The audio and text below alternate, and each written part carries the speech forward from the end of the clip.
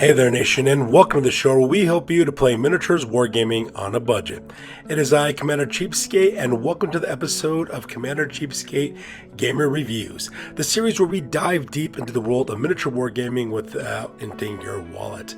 And in this series, we put budget-friendly hobby products to the test, from paints and brushes to creating and miniatures, and are they a steal or are they just cheap? In addition, we also talk about some products coming out for some of the games, and on today's episode, we're talking about the new Necromunda supplement, Bastions of Law review.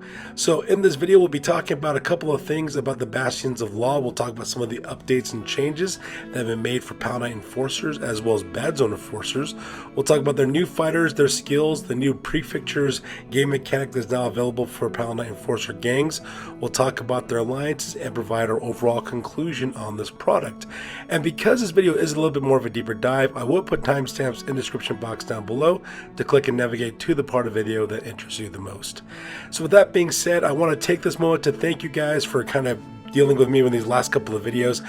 I've been using AI voiceovers for my videos because, as you can tell from my current voice right now, I was battling laryngitis for a while. I'm just starting to get my voice back, so I'm not going to probably overdo it this week in the videos. I'll probably go back to the AI voice. I just wanted to do my own video on this one because I like the topic so much and I wanted to explain it in depth. So once again, I do apologize if my voice doesn't sound as normal like it usually does, but you know, them's the breaks. Alright, so first of all, let's talk about some of the major changes that have taken place with the Bastions of Law supplement, especially when it comes to Palanite Enforcers participating in any Torpid campaigns now. So first of all, the book is really a book that contains two different gangs. You have the Palanite Enforcers, which is the one that everyone is used to fighting against, as well as the Badzone Enforcers that came out as a supplement in Games Workshop's White Dwarf magazine. Now, they're very two different gangs. They operate pretty differently these days, and we'll talk about a little bit more detail about how they're different. But the big major change that's taking place for both groups is that they can now take territories. Whereas before, Palanite Enforcers could not achieve territories and couldn't get a lot of income for their gangs, that has now changed. They can now take territories just like anybody else. However, their starting territories, though, are vastly different. For Palanite Enforcers, they have access to the Palanite House, which is still very identical to how it used to be. However, though, what ends up happening now is if you delete one of your fighters off your list now, you get replaced with an automatic rookie for free. And on that note, rookies have also changed slightly in this book as well. But we'll talk about that later. Now, Badzone Enforcers, however, they get what's called a Precinct Fortress instead. Now, it doesn't provide replacement fighters, but what it does every cycle, though, is it gives them 2d6 times 10 credits, which is actually quite nice. And you only get that 2d6 times 10 credits, however, if you take at least 4 enemies out of action, which is definitely more achievable than you might think, and that's kind of like a nice little bonus for the Badzone Enforcers. And to be perfectly fair with this new rules update, they kind of need that. Now, when it comes to alliances, of course, that's always been a large question for a lot of Palanite Enforcer and Badzone Enforcer players. Can Enforcers take alliances? That is both a yes as well as a no. So yes, they can take an alliance. However, they can't take any alliance they want. They can only ally with one, and that, of course, is the Imperial House Alliance, which is available in the very last of the Ruins of Yarland book that basically came out for the Ranthian Succession. So you have access to those guys as well as the Palanite Companions, but that is the only Enforcers the only alliance that Enforcers can take. But there's actually a really interesting game mechanic involved with that. If you break that alliance, we'll talk about that when we get to that section of the book. So the very first gang we're going to talk about from this book are the Palanite Enforcers, and I like to call this the good section of the book. I like kind of like the good and the bad and the ugly, because the Palanite Enforcers themselves have gotten a lot of really cool stuff in order to help them out, but there are some bad and ugly things about this rule book, and we're going to talk about that here in a little bit. So when it comes to the changes for Palanite Enforcers, it's kind of a mixed bag of some good as well as some bad things that have happened to the Palanite Enforcers. For example, when it comes to weapon equipment, there are some good things about that. We have access to some more advanced weapons now for the gang for them to use, as well as some equipment choices they can take. However, there are also some really negatives about that. For example, when Palanite Enforcers first showed up in the scene, they automatically came with an armored undersuit. They also had their flak armor as well as their stub gun. Well, now That's gone. That's no longer available. Same thing with Subjugators. Subjugators had their hardened flak armor as well as their armor undersuit, as well as a stub gun. That is not the case anymore. If you want those pieces of equipment, you do have to buy those for your fighters now. Now, there is some good and bad news about that. The nice part about it, of course, is that your fighters are now cheaper now, which is kind of nice. It's easier to balance out a 1,000 credit roster. But at the same time, though, you kind of lose some of the things that you would normally not spend money on for your gang, so that part's kind of sad. At the same time, some of the characteristics have also improved for some of the Palanite Enforcers as well. They've changed them quite a bit for the individual fighters, so that part is quite nice as well. At the same time, they also have changed the gang composition for the Palanite Enforcers as well, and how you go about recruiting fighters for your gang now, which is also quite positive as well. Alright, so let's go through the different fighters one by one and talk about some of the improvements that take place. First of all, let's talk about the Enforcer Captains, which have actually got a nice upgrade overall. They got 3+ weapon skill as well as 3+ ballistic skill now, which is quite nice. And the neat thing about these guys, they've also been bumped up to 3 wounds for their leaders, which is very, very nice. Only Orlocks as well as Ironhead Squat Prospectors, I believe, are the only ones who have 3 wounds for their leaders. So it makes them feel like these guys are definitely the paragons of law enforcement in Necromunda, like some very serious judge-driven fight for these guys as well. The nice part is about now, they're both equally good at both close combat as well as shooting, which is quite nice. At the same time, they're also 120 credits now, so a little bit cheaper, but like I said, that's because a lot of the things that they came out with when they first started out is now gone. They also have 3+ initiative, which is also quite nice as well, so it makes it a little bit more survivable in situations where initiative might come in. Now, unfortunately, their skills have changed quite a bit. Like brawn and shooting now are downgraded to secondary skills, while leadership is about and now become primary, as long as Palanite drill, but they lose all access to ferocity altogether, so that part is kind of sad. But when it comes to weapons, though, they got all kinds of cool stuff they get access to. They get brand new access to things like the new riot shield, which we'll talk about later, and the weapons and equipment as well. And they also get access to power weapons like power swords, which is also quite nice. Now, when it comes to the sergeants are now identified in 2 different groups. So, Palanite sergeants and Subjugator sergeants are now 2 very distinctive fighters, and they have some very different characteristics. For example, the Palanite sergeants, they got 3+ ballistic skill and 3 initiative, which is quite nice, and then now only cost 80 credits as well, which is kind of nice as well. They still keep Palanite drill and shooting as their primary skills, which is great, and ferocity and leadership as secondary as well, but they lose all access to combat. And the reason why I think that's the case is because, you have the Subjugator sergeants now, and they want your Subjugators to be the big melee fighters. Now, unfortunately, the big one that you really lost was cunning. So you no longer have access to cunning anymore, which is not that great, and that part is kind of rough. Now, you do have Subjugator sergeants now. These guys have weapon skill 3+, and they also have 2 attacks now, so they're more of a close combat oriented champion, which makes sense because they are Subjugators as well. And they also drop their price on 90 credits, of course. That's because you don't have access to some of the weapons that you used to have as well. Another thing about these guys too, which is kind of nice, because unlike specialty champions in other books who lose group activation, the Subjugator sergeants still have access to group activation 1, which is quite nice as well. Palanite drill is still a primary as well as brawn. However, combat, ferocity, and leadership are also secondary as well. Brawn is not as great, in my opinion, to have, because there's not a lot of weapons that these guys carry that require the brawn tree, in my opinion. I mean, headbutt would be nice to have because it's a free attack, but I think combat would be a much more better group for these guys as well. However, though, they do have access to some new weapons, for example, like the Heavy Stubber, for example, and the Repulsor Pattern Kim Thrower, but we'll talk about those later on when we get to those weapons equipment portions. So let's talk about Palanite Patrolmen now. We'll talk about those guys now. Now they're only going to cost 45 credits now, which is quite nice, and they still get that 3 initiative, which is quite good.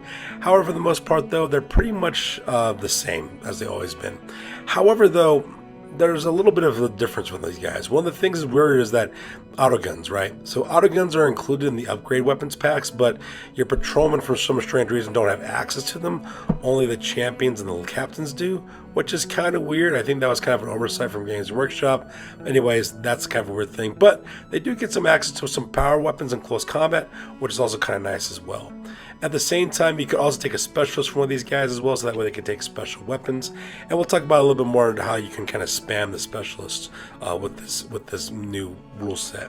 And then of course you got the subjugator, the patrolmen. Those guys are relatively stay the same as well. They're a little bit more melee-centric in this case. They cost 55 credits instead of like the one that they usually cost before, but that's pretty good because they lose some of the, they don't get some of the starting equipment that they usually get. But they do have access to things like power knives, for example, power mauls, also power swords, which could actually be kind of cool too. At the same time, you can make some really cool kind of loadouts for these characters. And you can also take a subjugator patrolman as a specialist as well, which means you can do specialist spamming in this list. And I'll talk about that in a little more detail here in a second. At the same time, we also got the Palanite rookies as well. Now, the rookies cost 25 credits now. Now, in the previous edition of the rules, it cost 0 credits because this was the way to replace fighters that you lost who got deleted off your roster because you really couldn't go out and buy and recruit new fighters, so you got a rookie to replace them. That's no longer the case anymore. You can now recruit these guys, and they're juvie level fighters as well, so they cost 25 credits, which is quite nice. At the same time, they also have the Gang Fighter X special rule attached to them as well for the delegation. So because of that, if you wanted to, you could actually flesh out your gangs with a few patrolmen and have like a bunch of rookies if you wanted to kind of make your gang a little larger. So that way you could definitely fit them in better into a 1,000 credit starting roster, which is quite nice. They're your typical juvie fighters with 5+ weapon skill, 5+ ballistic skill, 3 initiative. They also got 6 movement, which is also quite nice for these characters as well. So like I said before, you can do a specialist spam with this list, which is quite nice. That means you could have 2 specialists in this gang, one being a Palanite patrolman and one being a subjugator patrolman, which is quite good. Now for the rest of the fighters, for example, like the Palanite Rangers, which are the vehicle crews, the Sanctioner Pattern Automaton, as well as the Hardcase Cybermastiff, those have all remained exactly the same as in the other editions, so there's no real major rule changes for those characters. Now let's take a moment to talk about hangers-on. So do the Palanite Enforcers have access to hangers-on? It is both a yes and a no question. Yes, they can take hangers-on for their gang, but it's also no though, because they can only take one type of hanger-on for their gang, which kind of brings us to the first kind of ugly portion of this new rule set, because we're talking about exactly what that hanger-on is. And unfortunately, that new hanger-on, of course, is the brand new Haunts, which are now available for Palanite Enforcer gangs. So we saw these pictures of these guys. These are Palanite Enforcers that could use psychic abilities, and they got special armor to make sure that they don't kind of go nuts and get devoured by the warp and all that kind of stuff. However, though, there is some downsides to this because as hanger-ons, which means that they don't actually get to level up, they don't get to change their statistics, they can't buy new weapons, anything like that. So that part is kind of sad because of that, especially if you take any lasting injuries, because the moment these guys take lasting injuries, they're out of your gang. So that part is kind of sad. Now, there are some good things about these characters, however. They do have this part of the crew special rule, which means that they'll always be allowed inside of your battles that you could take these guys, so that part's kind of nice. They also have 2 wounds, which is also quite good. It's pretty good for the fact that they're also weirds. However, though, when it comes to their statistics, though, they're pretty much on par with the rookies from the Palanite Enforcer list. They got the 6 movement allowance, they got the 5+ weapon skill, as well as ballista skill, but they do have the 5+ willpower, which is quite nice. So that way you can definitely trigger your psychic abilities, which is absolutely fantastic because that makes them quite good. I was afraid they were going to get the the Zeitgeist treatment where they have a willpower of 8, but no, they have willpower of 5. So because of that, they can actually do all kinds of stuff that way. At the same time, they also have the Sanctioned Psyker special rule, which allows them to re-roll a fuel willpower test once per game, which is kind of nice because then that can also take them away from things that could, in case they want to get their psychic powers about. At the same time, because they wear that special armor that they have, they do get to actually insulate from perils of the warp, which is quite nice as well. So instead of actually, anything bad happening to them, they just go out of action with a knocked out cold result. So that way they're just pretty fine. So that part is quite nice. Now, when it comes to their 2 types, you have the Psyrender as well as the Bone Crusher. The Psyrender is a telepathy using Psyker, while the Bone Crusher uses telekinesis. Now, when it comes to their skills, it's pretty much like the same from the Book of the Outcast. The Syrender, which is the telepathy character, they have basically that fearful aura trait, which actually makes them kind of hard to actually go against them, which is kind of nice in close combat. They have mind control, terrify, as well as hallucinations that they can take from their abilities, so that part is quite nice. Now the Bone Crusher is actually just has a little bit of a difference with their telepathy skills. Fist of Fear for these guys, of course, a +1 strength and +1 damage for the armed skill, but they only got 1 attack, and they're also weapon skill 5, so it's not much of a boost. But they do have access to Crush, Force Field, as well as Force Blast, which is also quite nice for them to use for those psychic abilities. If you want to see what those rules are about, you can just take a look at the Book of the Outcast, and you can see those rules. So in this section, we're going to talk about weapons as well as equipment they have access to. So there are a couple of new pieces of weapons and equipment that are now available for people to use. For example, Riot Shields are a new upgrade that you can get now. They cost slightly less than the Subjugator's Vigilance Assault Pattern shield, but they provide just as much protection, which is quite nice.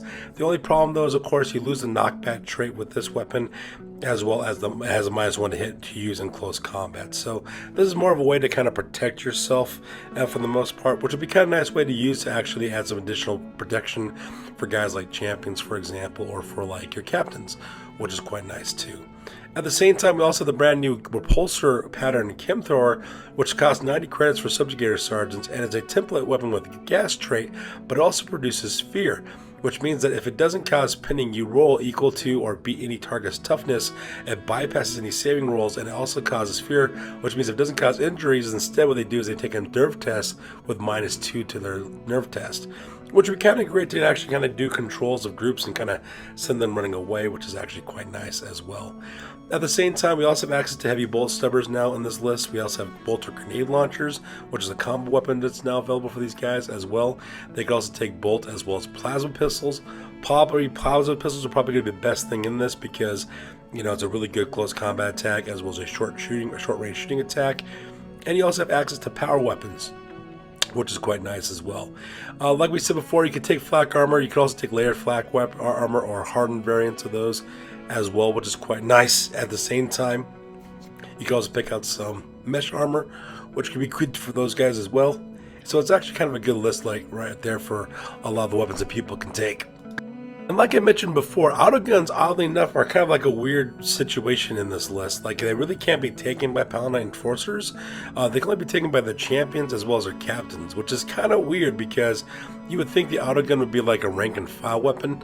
I'm not sure if that's a mistake made by Games Workshop or not. I mean, I could say that with some confidence that it probably is a mistake, just because Games Workshop has made some pretty boneheaded rules mistakes before in their supplements and their books. So for those of you guys who might want to, I would actually house rule this and make it to where it's a weapon that any one of your enforcers could take, but that's just me.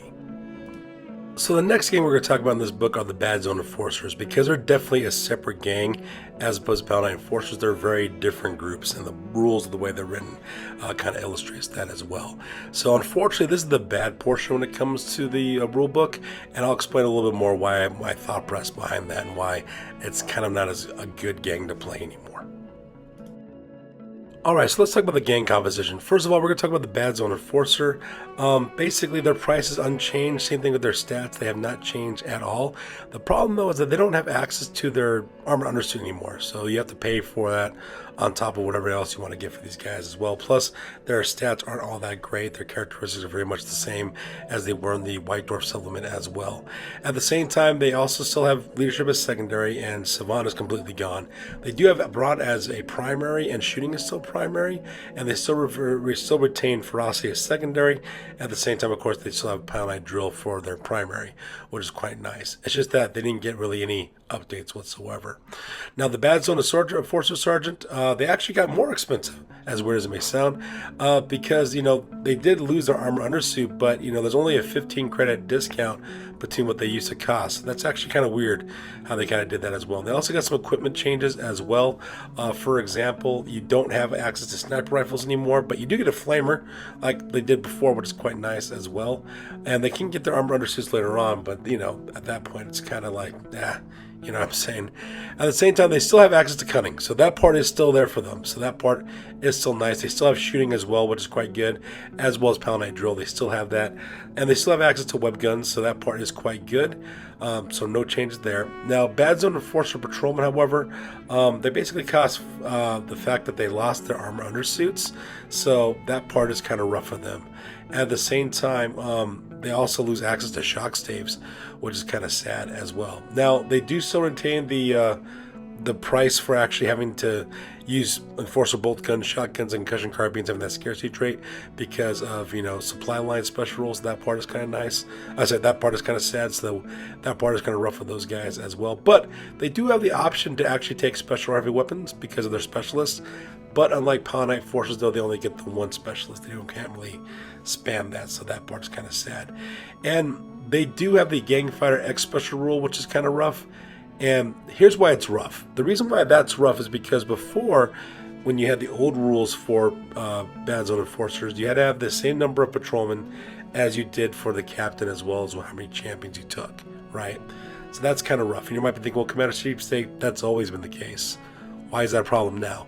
The reason why it's a problem now is because not only do you have to buy more Enforcer patrolmen for your sergeant and your captain, but now your enlisted hive scum also count as that, which is really, really weird. I think it's kind of an oversight because we're going to talk about that. So the enlisted hive scum has not changed.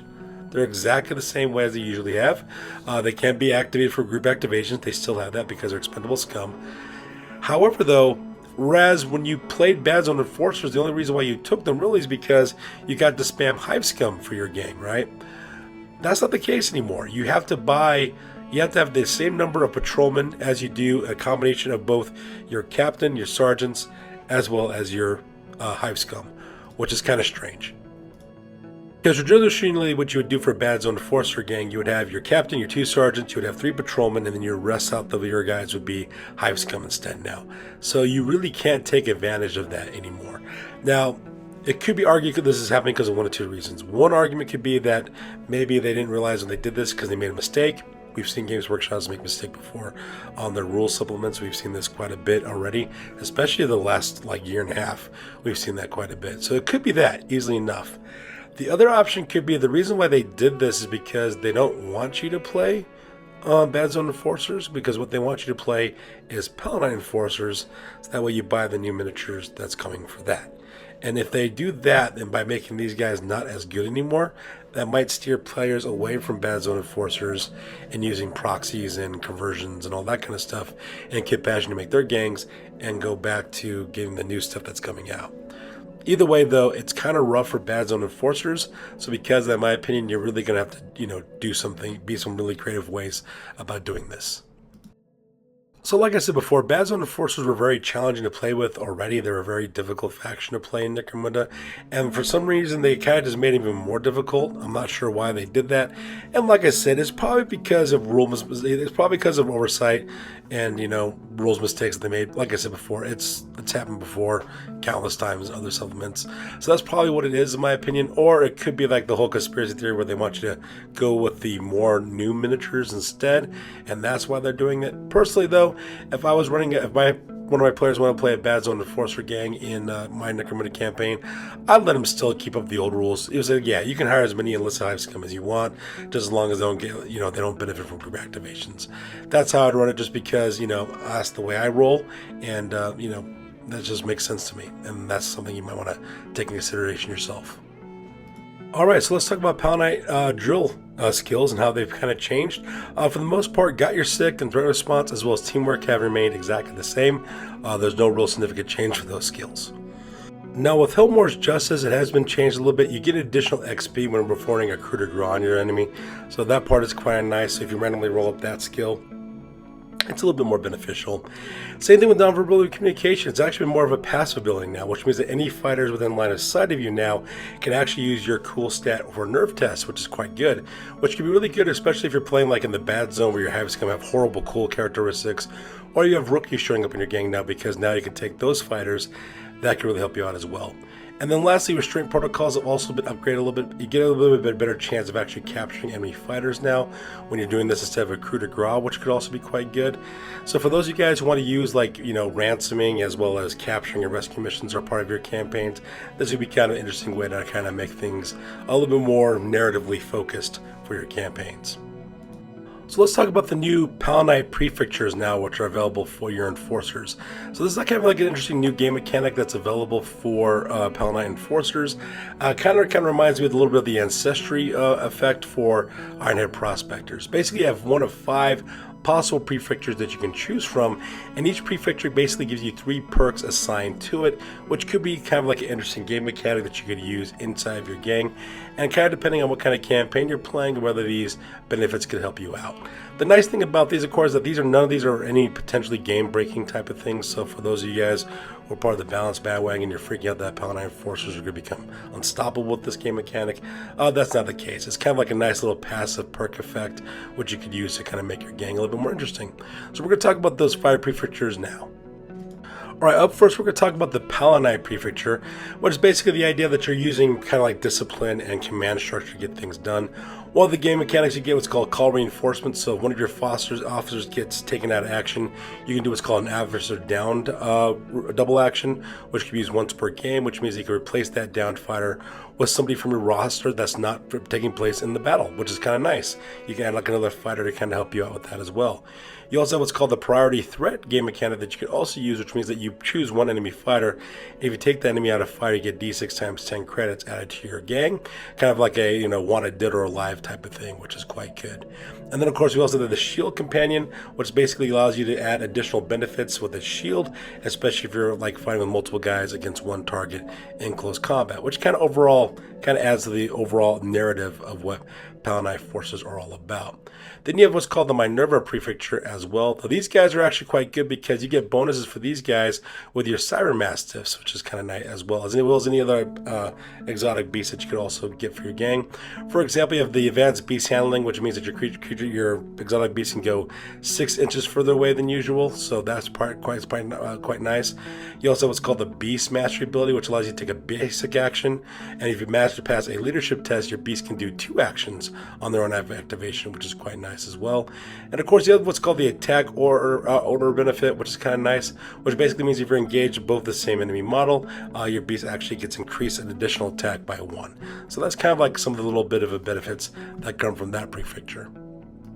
Another prefecture is the Poison Sea, which I'm thinking, on a side note, that's probably the next place we're probably going to go with the campaigns, all this stuff with sump seas and poison seas and all kind of stuff. So yeah, you're basically going out there in the high waters. You're enforcing the law on the open ocean. You have what's called the poison resistant benefit that you get, and basically what that does is that if you're wounded by a gas or a poison weapon, you basically get a flesh wound, which is quite nice. So it's kind of like a way to kind of negate those circumstances, which is quite nice. Another passive ability is that because you're out there in the Poison Sea working with a lot of criminals, you also get reduced prices on chems. So if you want to be like drug dealing, narcotics dealing Palanite Enforcers, you could actually do that, which is kind of cool, right? Getting some bad Training Day vibes on that. And of course, you could also get a piece of a new type of attachment for a weapon called a shock amplifier, which costs 30 credits for your weapon. And what that does is that your shock triggers on a 5+ rather than a 6+. So that might be something that you might want to take a look at for that delegation. And then of course you have what's called the Secundan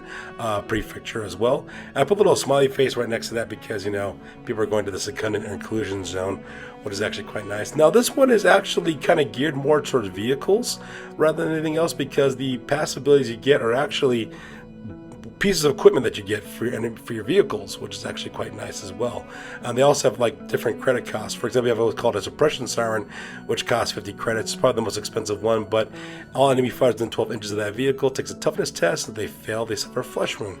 Whereas a Vox Disruptor, which costs 45 credits, basically what that ends up having is enemies within 9 inches of the vehicle can't benefit from their enemies. The enemies can't benefit from their leaders or their champions as cool checks in order to help them out as well. And then of course you have what's called the Electroshock Projector, which basically costs only a couple of credits as well. What this does, of course, allows you to actually, any enemies within 6 inches of a vehicle takes a strength 3 hit with 1 damage, no AP. So that costs 60 credits. It's a little bit expensive for what it does, but it kind of gives you the benefit of what you can do as if you're a Secundan Prefecture Palanite Enforcer. And then you have the Badlands Prefecture. Now this one's kind of interesting for these guys as well. They actually get a slight reduction in price for bionics for your gang as well. They become common, which is kind of nice, which is kind of interesting for you if you want to make like this like Terminator style, you know, Badzone Enforcer type of group, which would be kind of cool. You also have another one called Spoiling for a Fight, where basically instead of when you charge in close combat, you do a D6 on your roll instead of a D3, so kind of nice little way for you to get into close combat with your enemies as well. And you have another benefit called Reclamation Contacts. What that allows you to do is allows you to sell back items that you capture to the trading post for full price, which is kind of nice. So because of that, you could actually get some additional credits on top of what you're already doing as well. And these are some of the benefits, like I said before, from the prefectures for the Palanite Enforcers. Nothing game breaking, just some interesting game mechanics that you can use to add some little spice to your gang. So as a benefit now, you can also take house agents for your gang, so that part is kind of neat. They cost you between 40 to 60 credits. So if you're looking for a little bump to your game, that could be a nice way to do that. At the same time, there are no access to any brand new Dramatis Personae. You still have Surveillance, which is the only one you can really take right now. Oddly enough, the Ashwood Stranger is not in this book, which I thought would be kind of a neat little addition to this list, but unfortunately not there. At the same time, like I said before, you can take alliances with this gang now. So yes, Enforcers can take alliances. However, though, the only alliance they can take is with the Imperial House. And like I said before, this is the same Imperial House Hellmore alliance that was available from the Amaranthine Succession. So you still have that. That's the only alliance you can really take. And that's not too shabby. You get additional credit generation. You also get the ability to actually field Palanite Companions, which are quite nice as well. But there's actually an interesting drawback with this alliance. If you break this alliance, what ends up happening is that you automatically become an outlaw, which is kind of cool, right? If you think about that, right? You're law enforcement officers, and suddenly you go to the dark side, you become criminals. So I'm not sure how that would really play out. I mean, most campaigns don't really depend if you have outlaws or not, but it'd be kind of interesting to see what that would be like. Can you imagine like being a Badzone Enforcer gang that became outlaw because they didn't decide to listen to the Imperial House? I mean, there's some pretty cool things you could do with it, in my opinion. So there you guys have it. This is our review of the Bastions of Law for Necromunda, the latest supplement to come out for Palanite and Badzone Enforcer gangs for your games of Necromunda. It's kind of nice to actually see updates for Enforcers, kind of bring them up to par with everybody else these days, so that part is quite nice as well. And like I said, it's kind of a mixed bag. You got some good things, some bad things, and some ugly things associated with this new rule set, so choose accordingly as well. And I recommend also house ruling a couple of things, just because some of the choices they made don't really make too much sense to me, in my opinion. But you know, that's just me. It might make sense to you. Don't let me sway your vote. Now, when it comes to should you buy or not, it kind of depends on your situation. If you're not playing Palanite Enforcers or Badzone Enforcers, then you can of course just skip this. You really don't need to worry about this too much. If you're an arbitrator, for example, and one of your players doesn't want to buy the book or whatever, that might be something you want to take a look at to see if you want to do that. Me, I just love all Necromunda rules, so I usually just buy it for myself because I can, and that's what I usually do. So, like, if you're a Palanite Enforcer or a Badzone Enforcer, then yeah, you definitely want to get this book. There's a lot of cool things that have upgraded to it. There's a lot of interesting changes that have made place that makes your gang a little bit more competitive, especially if you're a Palanite Enforcer. So that part's something you might take a look at. Plus, you got the prefectures and the benefits that they add to you as well, which are quite good. So these are some things you might want to take into consideration when it comes to purchasing the Bastions of Law. So that's good for this week, guys. As always, please really like, comment, and or subscribe. Your guys' input is valuable to us as always. And as always, we'll catch you guys next video. Peace out and stay classy, guys. And hopefully my voice will be healed up soon so I can do more content for you guys. See you guys in the next one.